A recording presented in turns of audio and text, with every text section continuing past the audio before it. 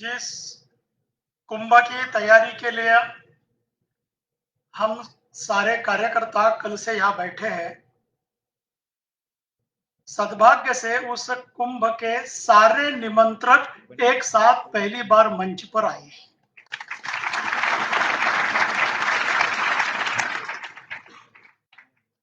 और मेरा इस जन्म या गत जन्म का भी भाग्य फला है कि जिन संतों का इसके पहले प्रयास करके भी मैं दर्शन कर नहीं पा रहा था, ऐसे सारे पूज्य संत आज मंच पर विराजमान हैं, उनको मैं अभिवादन करता हूं।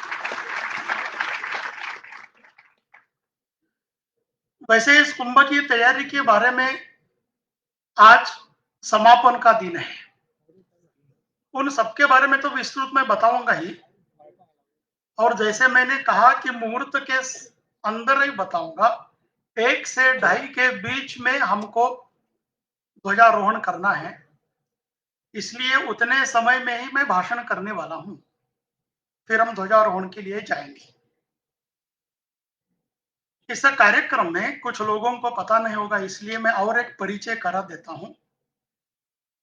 इस तहसील के विधायक और महाराष्ट्र के समाज और ग्रामीण विकास मंत्री माननीय गिरीश जी महाजन यहाँ उपस्थित है।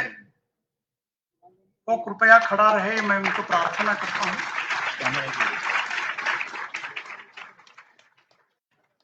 जब गिरीश जी को हमने फोन किया था कि आपने बैठक में आना, तो उन्होंने कहा कि बैठक में मैं क्यों आऊं, मैं तो प्रबंधक नहीं हूं, मैं अपेक्षित हूं क्या, वहां तो धर्म सभा होगी। तो मैंने कहा कि आप मंच पर अपेक्षित नहीं है, लेकिन जो सारे प्रबंधक बैठे उसमें आपको उस दिन मंच संभालना है, इसलिए आपको प्रबंधक के रूप में इसमें आना ही है। और हमारी सूचना को मान देते हुए वो यहाँ पहुंचे हैं। कुंभ के बारे में तो बहुत सारे बातें अभी बताई है, फिर भी कुछ बातें सबके सामने रखना उचित रहेगा। कोरोना के कालखंड में मैं लगभग 20-25 दिन बीमार था, और किसी भी बीमार व्यक्ति को एडमिट करना ये रामेश्वर का काम होता है, इसलिए गिरीश जी ने और रामेश्वर जी ने मुझे अस्पताल में एडमिट किया था। और एडमिट करने के बाद आराम करने के लिए मैं गोदरी में आया था, और उसी समय चर्चा रामेश्वर की ऐसी चल रही थी कि हमने परंपरा से संगत का कार्यक्रम गोदरी में रखा है।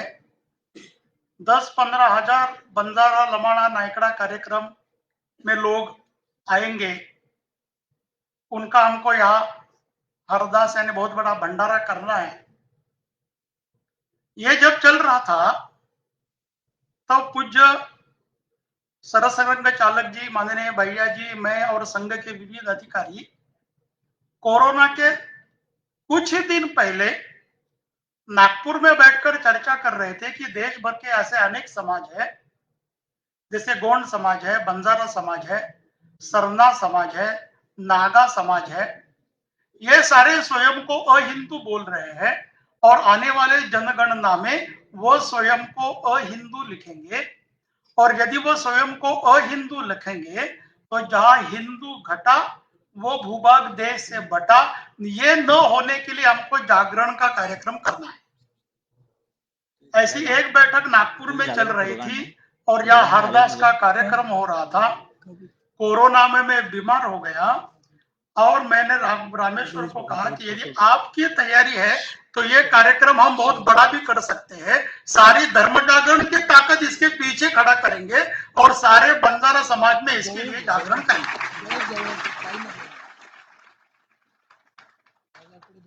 ये इस कार्यक्रम का मुख्य हेतु था। और मेरा गत जन्म का इस जन्म का पुण्य होगा। शबरी कुंभ में लगभग 15 लाख लोग आए थे। उसके बाद नर्मदा कुंभ का भी मैंने आयोजन किया था, उसमें 40 लाख लोग आए थे, और इसमें भी कुछ लाख लोग आए थे। और तीनों कुंभों का आयोजन करते हुए संतों को कैसा मिलना, पत्रक निकालना, बैठकें करना, कार्यकर्ताओं को बुलाना। तो इसलिए जब ये रामेश्वर ने कहा कि ये हम करेंगे, करना चाहते हैं, तो मैं रामेश्वर जी को लेकर पहली बार, मैंने पहला कुछ यदि किया होगा तो पोहरा देवी गया और पूज्य बाबू सिंह जी को कहा कि ऐसा हम करना चाहते हैं, आपका आशीर्वाद है तो ये हम करेंगे। तो उन्होंने कहा कि हम ये करेंगे, हम आशीर्वाद देंगे। जब उनका आशीर्वाद मिला तो पूज्य गोपाल चैतन्य बापू जी के पास मैं गया, आपको भी निमंत्रक बनना पड़ेगा। ऐसे धीरे धीरे धीरे संतों को निमंत्रक बनाया, और उस निमंत्रक बनाने के बाद अभी इस सत्र के पहले सारे देश के जो कार्यकर्ता आए हैं उन्होंने निवेदन किया है 10 से 11,000 तांडे हैं, उसमें से लगभग 8,500 तांडों में संपर्क अभी हुआ है, और जो बचे हुए 1,500-2,000 तांडे हैं वो आने वाले 15 दिनों में संपर्कित होगा। सभी 11,000 तांडों में 8 प्रांत में अभी संपर्क हुआ है। उस तांडों में से कितने तांडों में चर्च बनाया, कितने तांडों में बंजारा समाज के ईसाई बने हैं। अभी ईसाई पक्के नहीं बने लेकिन प्रार्थना के लिए जाते हैं, ऐसे कितने तांडों में हैं। और हम हिंदू नहीं हैं ऐसा करके हमको विरोध करने वाले बंजारा समाज के कार्यकर्ता महाराष्ट्र में हैं। जिस महाराष्ट्र से छत्रपति शिवाजी महाराज ने हिंदवी स्वराज्य निर्माण किया, उसी पुणे में एक 4 मंजिला मकान है जिसमें सारे बंजारा समाज के कार्यकर्ता रहते हैं, सारे क्रिश्चियन हुए हैं। और उन्होंने कहा इस कुंभ का प्रचार करने के लिए आपने इस बिल्डिंग में नहीं आना। ऐसा सारे देश भर में विविध समाज में अनुभव आता है। जब मैं त्रिपुरा के प्रवास में गया था तो त्रिपुरा के प्रवास में लगभग 80 उम्र के आसपास एक कार्यकर्ता मिले जो संघ के प्रचारक थे, और त्रिपुरा में राजकीय परिवर्तन होना चाहिए ऐसा समझकर भारतीय जनसंघ के कार्यक्रम में गए, और अभी भाजपा के कार्यक्रम में थे। मूलतः संघ के स्वयंसेवक, 80 वर्ष की आयु, और वो वहां हिंदुत्व का काम त्रिपुरा में करते हैं, इसलिए 3 बार उन पर हमला हुआ था और उनको 4 गोलियां शरीर में विविध स्थानों पर लगी थी, इसलिए वो बेड पर थे। और मेरे त्रिपुरा के प्रवास में पहली बार त्रिपुरा के 700 ईसाई हिंदू बने थे, तो उन्होंने कहा अब मैं शांतता से मर सकता। और यदि त्रिपुरा में ऐसा परिवर्तन आ रहा है तो अभी मुझे लगता है कि त्रिपुरा में भी हिंदुत्ववादी सरकार आएगी, और हिंदुत्ववादी सरकार आई। मैं त्रिपुरा का उदाहरण इसलिए दे रहा हूं कि त्रिपुरा के 4 कार्यकर्ताओं को वहां के ईसाइयों ने हरण करके उनको मार दिया। त्रिपुरा में शांतिकली बाबा जो गांव-गांव में जाकर नवरात्रि के बारे में सिखाते थे, उनको वहां ईसाइयों ने आकर कहा कि इस वर्ष यदि आपने नवरात्रि की तो आप जीवित नहीं रहेंगे। तो उन्होंने कहा कि मैं शांति और काली इस दोनों की उपासना करता हूं, और मैं नवरात्र नहीं करूंगा तो ये नहीं चलेगा, मैं नवरात्र करूंगा। क्रिश्चियन अतिरेकी वहां आए, गोलियों ने उनके मंदिर में उनको मार दिया, और नवरात्रि के प्रथम दिन ही उनकी मृत्यु हो गई। उनके गादी पर जो बैठे हैं वो इस इलेक्शन में घूमे, और जो सारा देव ब्रह्म समाज था उस सारे समाज ने भारतीय जनता पार्टी हिंदुत्ववादी है ऐसा समझकर काम किया, और त्रिपुरा के 24 चर्च गिरा दिए। त्रिपुरा के 3,500 आतंकवादी वापिस हिंदू हो गए, और सभी गांवों के हिंदू एकत्रित होकर पहली बार पूजनीय सरसंघ चालक जी की उपस्थिति में वहां बहुत बड़ा विशाल हिंदू सम्मेलन हुआ।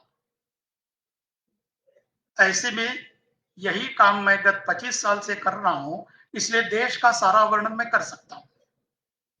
जब नर्मदा कुंभ हुआ तो नर्मदा कुंभ के समय गोंडवाना के आसपास के गोंड समाज के कार्यकर्ता निवेदन कर रहे थे कि हम गोंड है, हम हिंदू नहीं है।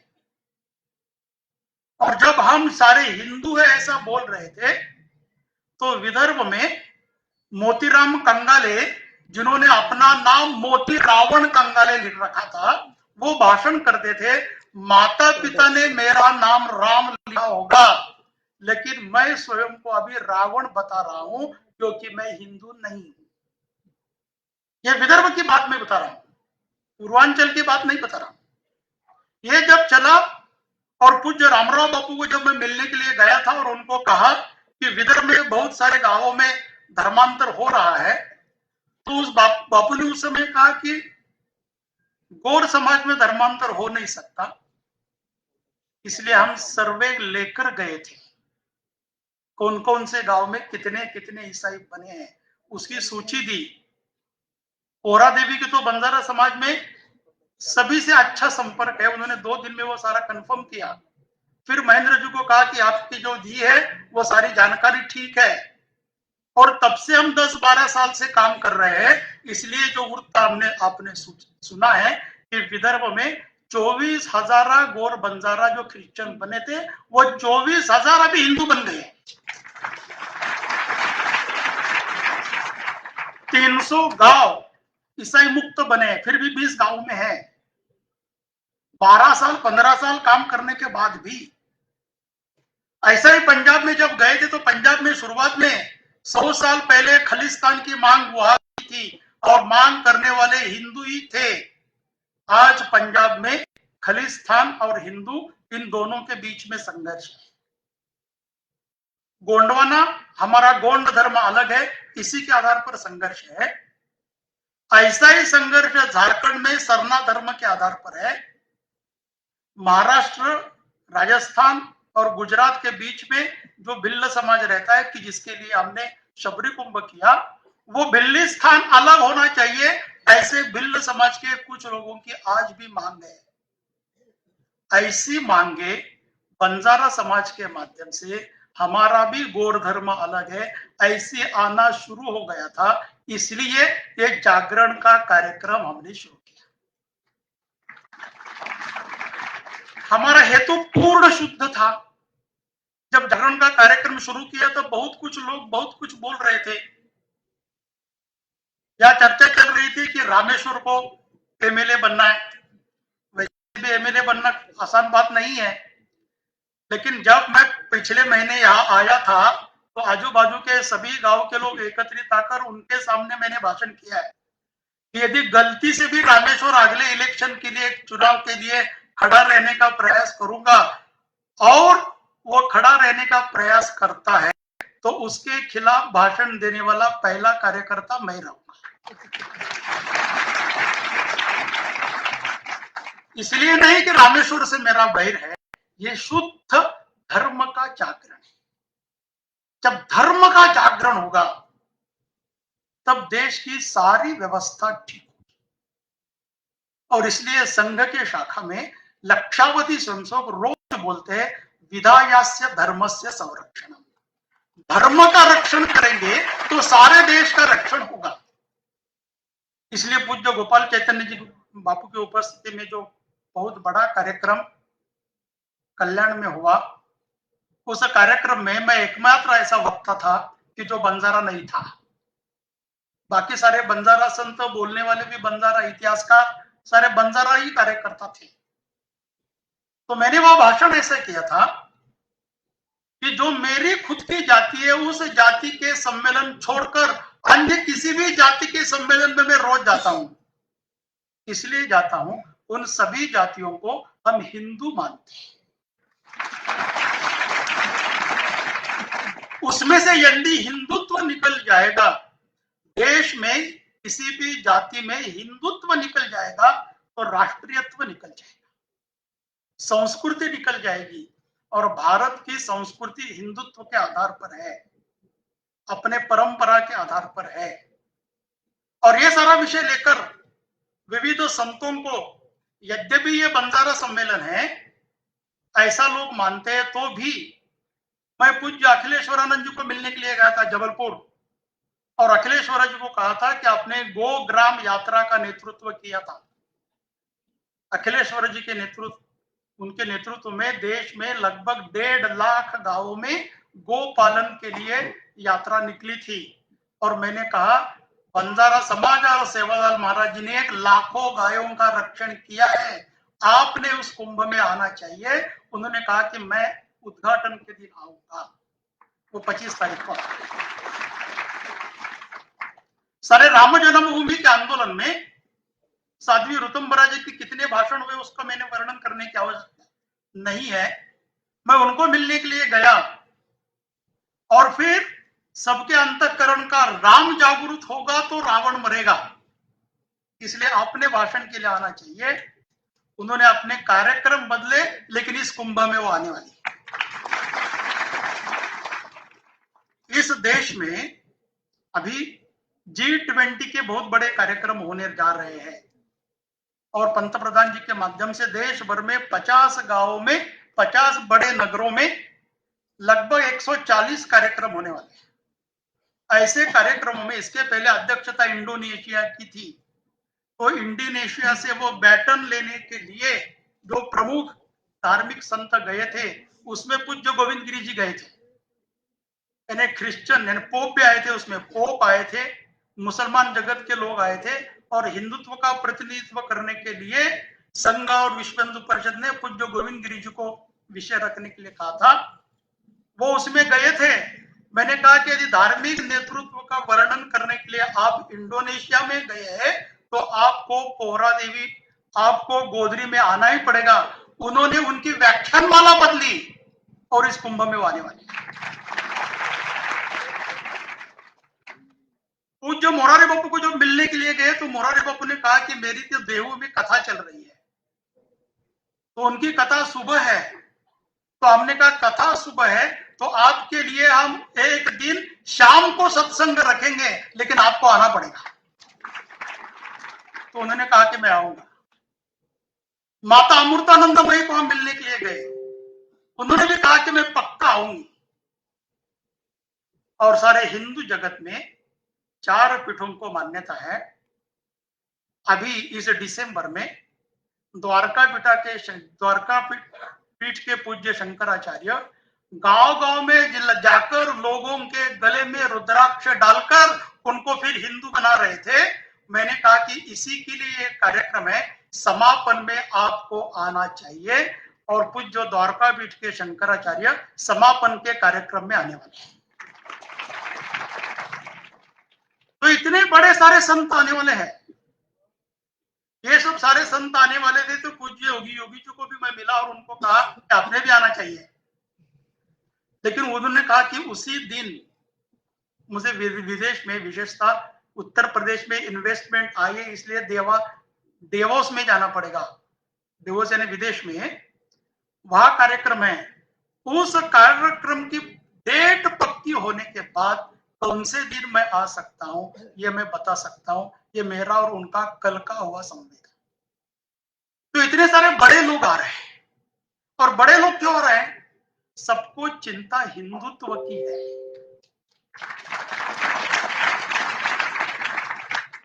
तो ये सारे देश भर में विविध ज्ञातियों में, विविध भाषाओं में, विविध प्रांतों में बटा हुआ हिंदू समाज फिर एक बार एकत्रित करने का प्रयास सारे देश भर में संघ कर रहा है। पहली बार पूर्वांचल में उत्तर पूर्वांचल जनजाति सम्मेलन हमने किया। पूर्वांचल में 52 जनजाति है, 52 से 52 जनजाति पहली बार गुवाहाटी में कोरोना के 1 साल पहले एकत्रित आई थी और सभी ने कहा हम हिंदू हैं। तो कुल मिलाकर एक देश का वायुमंडल बदलता जा रहा है, और जैसे जैसे देश का वायुमंडल बदलता जा रहा है वैसे वैसे सामाजिक, आर्थिक, राजनीतिक, धार्मिक ऐसे विविध विषयों में देश बदल रहा है, और उस देश ऐसा बदलना चाहिए। यही तो संघ के सामान्य स्वयंसेवक का सपना है। और इसीलिए ऐसे 2500 स्वयंसेवकों ने, ना उनको नाम मिलेगा, ना उनको सर्टिफिकेट मिलेगा, ना उनको यहाँ कोई ब्लैंकेट मिलेगा, ना कोई गद्दा मिलेगा, फिर भी आकर अपना ब्लैंकेट, अपने कपड़े, अपना साबुन, अपना समय देकर आना और और ये हिंदू समाज का कार्य है, इसके लिए काम करना, इसी को तो संसद कहते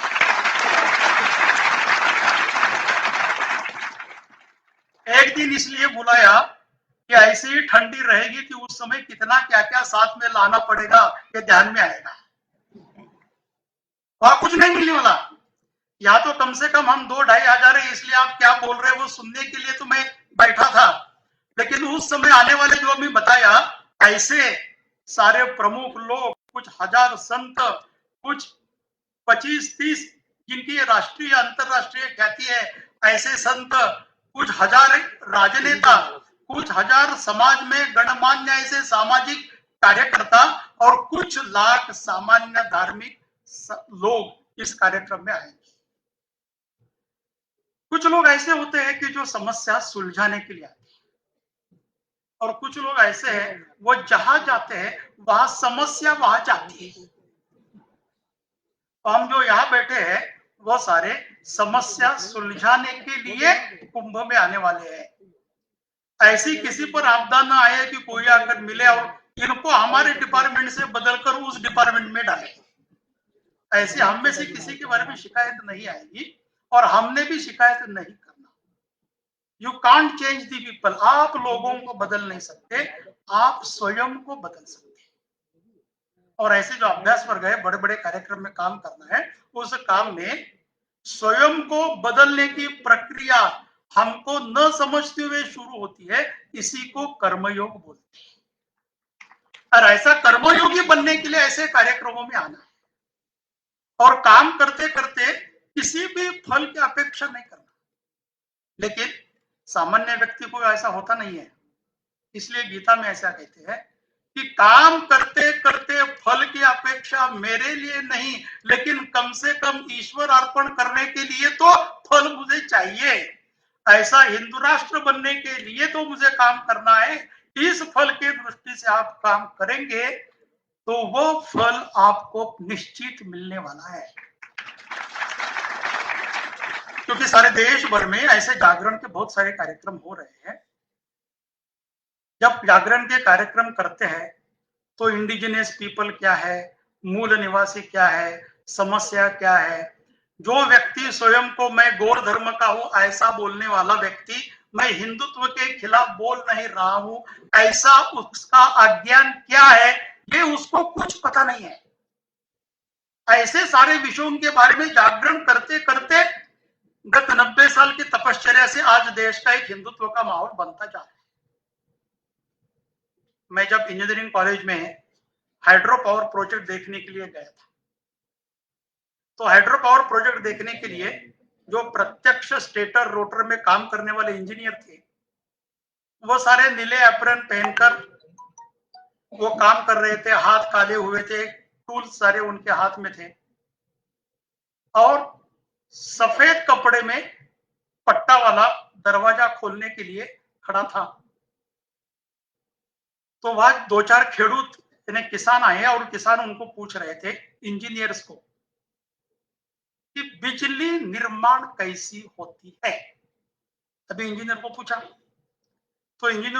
तो उन्होंने कहा कि ये बहुत बड़ा जलप्रपात आता है, फिर वो इस रोटर पर गिरता है, स्टेटर बीच में रहता है, रोटर घूमता है तो इलेक्ट्रोमैग्नेटिक फोर्स के माध्यम से 36,000 वोल्ट की बिजली तैयार होती है, फिर स्टेप डाउन ट्रांसफार्मर लगाकर 36,000 से 24,000 फिर 18,000 ऐसा करते करते गांव के बाहर 3 फेज और 3 फेज से घर में सिंगल फेज आकर 230 वोल्ट का सिंगल फेज आने के बाद हम उस बिजली का उपयोग कर सकते हैं। ऐसा सारा इंजीनियर ने उसको बताया, ध्यान में आ गया। तो अभी खेडूत को हाँ बोलना भी समस्या, ना बोलना भी समस्या। हाँ बोलेंगे तो वो क्या बोला है ध्यान में नहीं आया, और ना बोले तो आधा घंटा से सुन तो रहा हूं। तो वो जाते समय उस पट्टे वाले को उसने पूछा बिजली कैसी लगती है, तो पट्टे वाले ने कहा ये बटन दबाओ बिजली लगती है। तो ये सारा इंडिजिनियस फेथ, मूल निवासी, समाज तोड़ने की सारी रचना, इसके सारे देश भर में परिणाम क्या होगा ये आपको नहीं पता चलेगा तो उससे कुछ बिगड़ता नहीं है। जो व्यवस्था हमको दी है वो प्रामाणिकता से करेंगे, बिजली का बटन दबाएंगे तो बिजली लगेगी। ये भूमिका समझकर अपने अपने व्यवस्था में लगना। और हम में से कुछ शबरी कुंभ में आए होंगे, तो शबरी कुंभ के समय मैंने उद्घाटन का भाषण दिया था। हमारी जो यह अव्यवस्था होगी वही हमारी व्यवस्था है, ऐसे मानकर चलना। तो फिर अव्यवस्था की शिकायत नहीं है। लोग मुझे मिलते थे और उस समय मैं ये भी बोलता था कि आप में से बहुत सारे मेरे परिचित है, याद ही है, परिचित है तो आप मेरे सामने आएंगे, फिर आपको लगेगा कि हमारे तरफ देखते हैं, 15 साल से हमसे बात करते हैं, घर में आकर रोटी भी खाकर गए, लेकिन यहां मुझे पहचान भी नहीं दे रहे। ऐसा आपको लगेगा और ऐसा होगा भी।